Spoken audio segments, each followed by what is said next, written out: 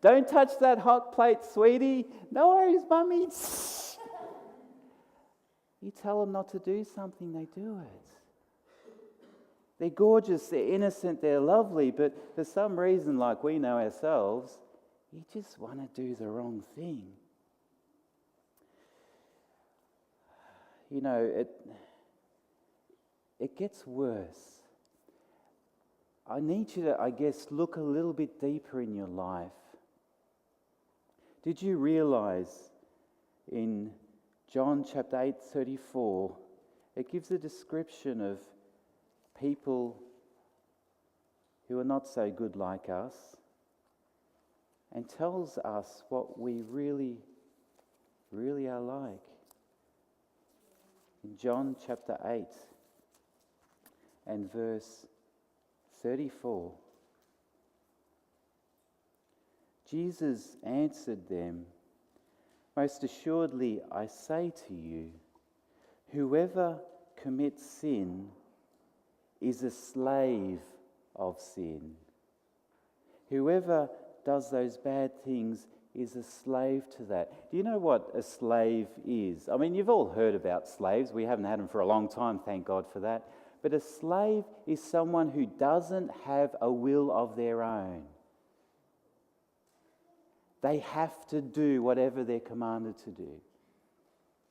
When I was in high school, I think I was in year 8, I was about 14 years old, we did a class called History, and we had this really mad teacher named Mr. French who loved teaching us about the Roman Empire. And he said to us, at the end of the year, we're going to have a party. But to get party, we need to have money to buy the food for the party. So we're going to have a slave auction.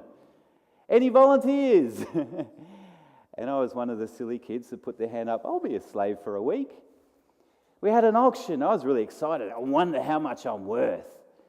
You know, one of the good-looking girls there, she went for $5. Me, 20 cents. And the guy who bought me is a little kid. I still remember his name, Clayton. You know, I'm big. He's small. And I had to carry his school bag around for the whole week. I mean, the rules were you weren't allowed to do their homework. Thank you for that. We weren't a total slave, but it gave us a bit of an idea. You don't have a will of your own. You know, maybe if I use the word selfishness instead of sin, and realize that everything we do is focused on ourselves.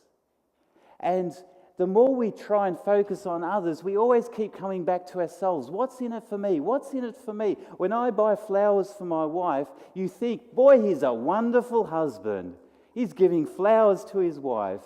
But secretly inside, I'm sort of saying, I'm doing this for her because she loves me in return. And maybe she'll be able to love me more if I show more appreciation. You know, probably the best illustration of someone who is doing something not for themselves would be to do something nice for an enemy, because there's nothing in return. But no one does that these days, do they? Would you go and give a present to your worst enemy? No, we're focused on self. We're a slave to sin. We're a slave to selfishness.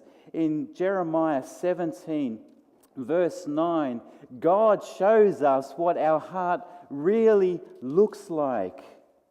And you're probably not going to like this picture. You'll probably argue with me on this one.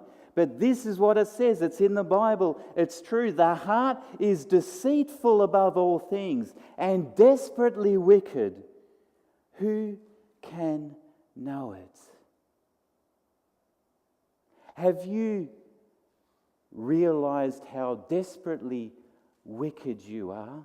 What you are actually capable of doing? You know, before, as I had Angela up here, and I said, it scares me when people talk about suicide because it's only one step between thinking and actually doing it.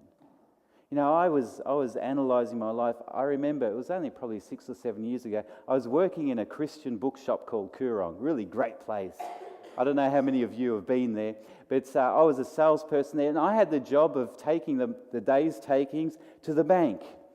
And I was sort of listening to my thoughts day after day, week after week, and I could not believe what I was thinking. Do you know what I was thinking while I was walking to the bank with, it wasn't really that much money, but it was quite a bit of money.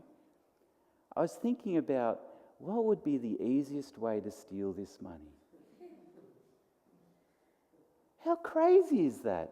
I don't need the money. I'm a Christian. I don't want to steal. And yet every time I walk, my brain will be thinking, what's the best way to steal money from this bookshop so that no one would ever find out?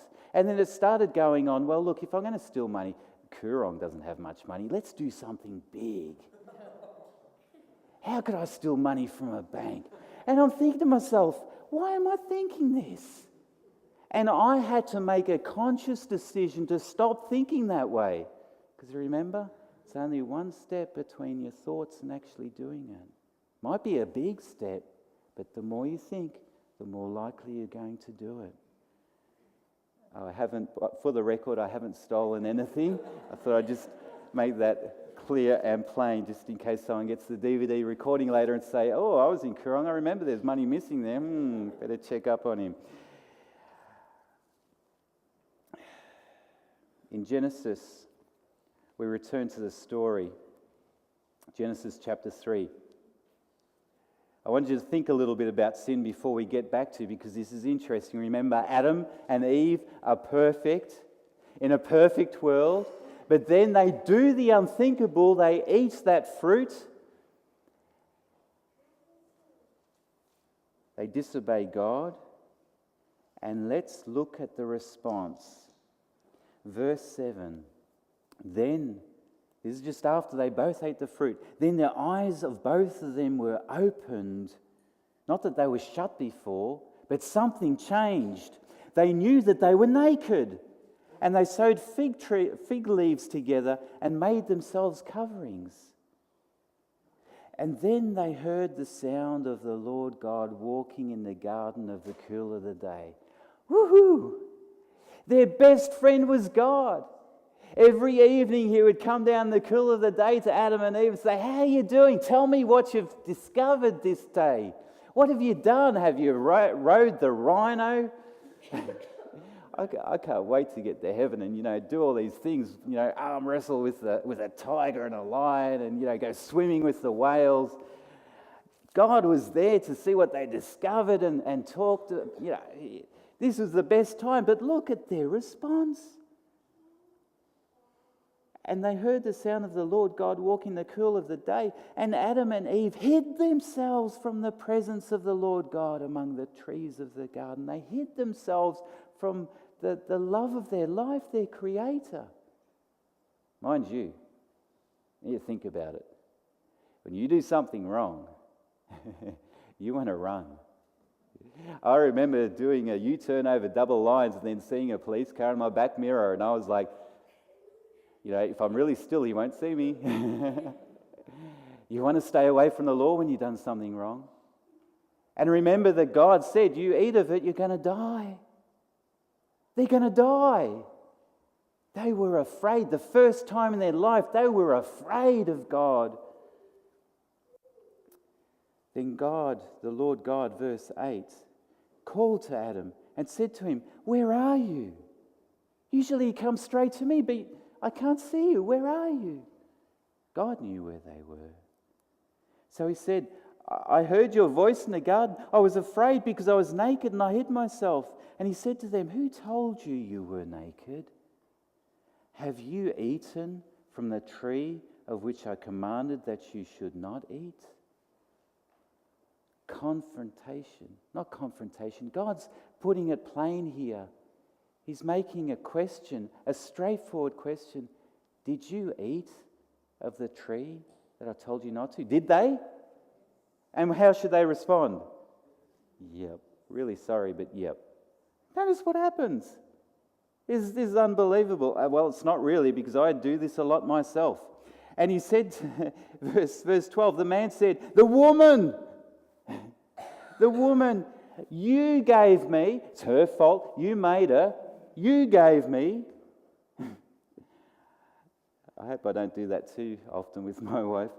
She gave me of the tree and I ate. Wasn't my fault. So God then turns to the woman. And as we know, all women are honest and more honest than their husbands. And she had said, yep, it was me.